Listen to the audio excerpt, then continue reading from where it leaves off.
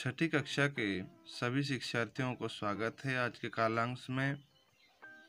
तो जैसा कि हमने इस कविता को पिछले कालांश में स्वर के साथ गाए थे और इसे अच्छी तरह से अभ्यास करने के लिए भी कहा गया था। तो कविता का नाम है हमसे सब कहते। तो हमसे सब क्या कहते हैं?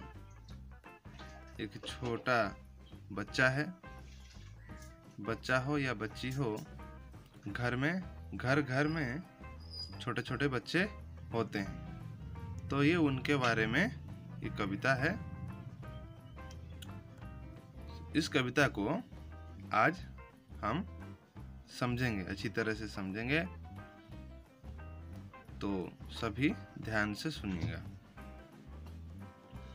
नहीं सूर्य से कहता कोई, धूप यहाँ मत फैलाओ। कोई नहीं चांद से कहता, उठा चांदनी को ले जाओ। नहीं सूर्य से कहता कोई। सूर्य से कभी कोई कहता है क्या कि यहाँ धूप मत फैलाओ, मतलब यहाँ पे तुम धूप मत फैलाओ। कोई कभी सूर्य को कहता है? कोई कभी नहीं कहता है। उसी प्रकार कोई नहीं चांद से कहता, उठा चांदनी को ले जाओ। कोई चांद से भी नहीं कहता है कि तुम चांदनी को उठा के ले जाओ। कोई कहता है? कोई नहीं कहता। उसके बाद कोई नहीं हवा से कहता, खबरदार जो अंदर आओ। कोई हवा से भी नहीं कहता है कि खबरदार अंदर आओ। बादल से कहता कब कोई, मत जलधार यहाँ बरसाओ। और बादल से भी कोई कभी नहीं कहते हैं कि जलधारा यहाँ तुम मत बरसाओ, यानी कि पानी, जलधारा मतलब पानी मत बरसाओ यहाँ पे। कोई कभी कहता है कि बादल तुम पानी मत बरसाओ। उसी प्रकार फिर क्यों हमसे भैया कहते, भागो जाओ यहाँ ना आओ। लेकिन फिर भी अगर सूरज को, चांद को, बादल को और हवा को कोई कुछ नहीं कहता है, वो अपने मर्जी आते जाते हैं, लेकिन फिर भी क्यों मुझे भैया कहते हैं कि भागो जाओ यहाँ ना आओ?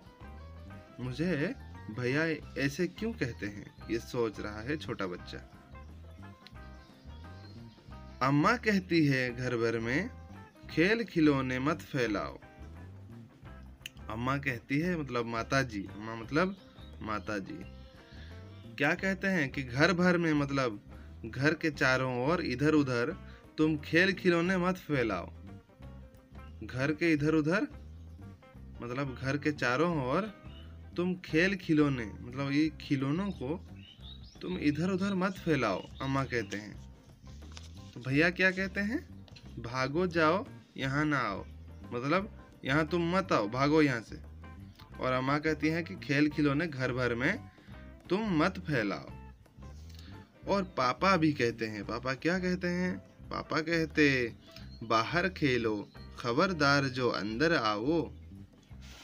पापा कहते हैं तुम जाओ बाहर खेलो, अंदर मत आओ। हम पर ही सबका बस चलता, क्या सही है हमें बताओ। तो ये बच्चा कह रहा है कि हम पर ही सबका बस चलता, मतलब हमें ही सब कुछ कहते हैं, हमें ही, भैया भी मुझे ही कहते हैं, अम्मा भी कहती है, पापा भी कहते हैं, हम पर ही सबका बस चलता। मतलब है सभी हमें ही कहते हैं। क्यों? कोई हवा को नहीं कहता, कोई बादल को नहीं कहता, कोई सूर्य को नहीं कहता, कि कोई चांद को भी नहीं कहता, लेकिन मुझे ही सब क्यों कह रहे हैं कि ये करो वो करो, यहाँ मत जाओ वहाँ मत जाओ। तो हम पर ही सबका बस चलता है, क्या सही है हमें बताओ। तो ये बच्चा कह रहा है कि क्या सही है और क्या गलत है, मुझे कुछ समझ में नहीं आ रहा है। तो क्या सही है मुझे बताओ। ठीक है, तो तुम लोग इस वीडियो को अच्छी तरह से देखो।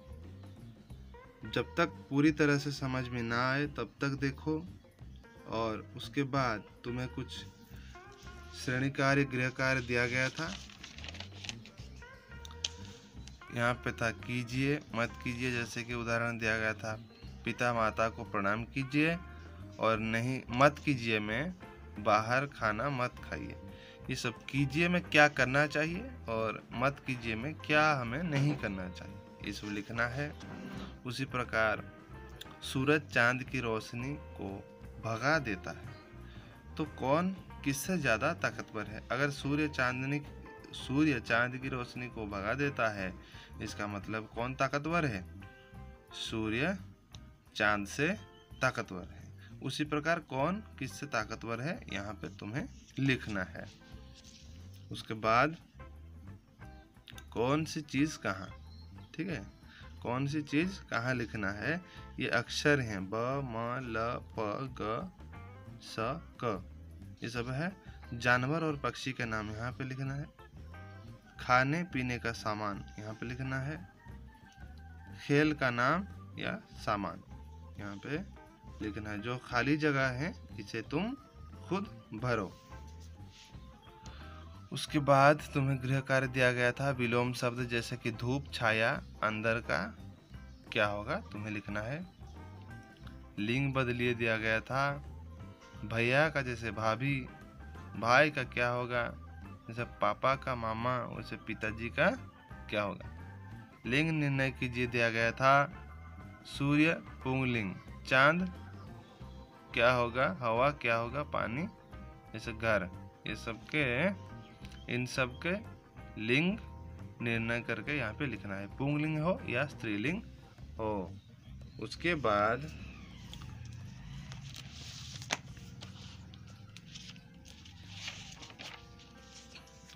हमारे किताब में अभ्यास है, सब देख पा रहे हो अच्छी तरह से। निम्नलिखित प्रश्नों के उत्तर लिखिए। निम्न पंक्तियों को पूरा कीजिए। 2-2 पर्यायवाची शब्द लिखिए। ये सब कीजिए मत कीजिए, यहाँ पे सब प्रश्न है। ठीक है, तो तुम्हें किताब में जो अभ्यास है उसका भी प्रश्न उत्तर करना होगा। ठीक है, अपने हिंदी खाते में इन सब के उत्तर को लिखो, और लिखने के बाद फ़ोटो खींच के मेरे व्हाट्सएप नंबर पे भेजो। ठीक है, सभी को बहुत बहुत धन्यवाद। फिर अगले कालांश में मिलेंगे एक नए विषय के साथ। धन्यवाद।